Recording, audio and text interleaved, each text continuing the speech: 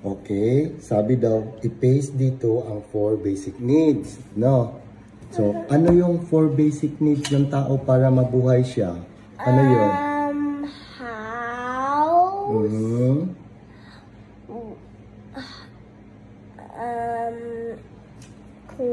House, clothes, food, and water. Okay. Yes. So dito, ipili mo saan yung 4 basic needs. Ipili mo yung food. Ilagay mo dito yung food, house, clothes, and water. There's the 4 and there's the 3. Yeah. Saan dito? Ilagay mo dito. Ano yung basic needs natin? But hindi Sige. pwede yung car. Hindi yan kasali ang car. Oh, ano ba yung basic needs? Sabihin mo ulit, ano ba 'yon? Oh, para Idikit mo mabuhay dito. yung tao. Oh, para mabuhay ang tao. Ano 'yon? Ilagay mo dito. Ano ba 'yon? Ilagay dito. House. O, saan ang house diyan?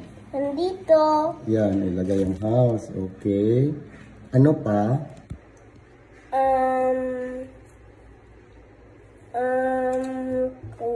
Clothes. Clothes. Food.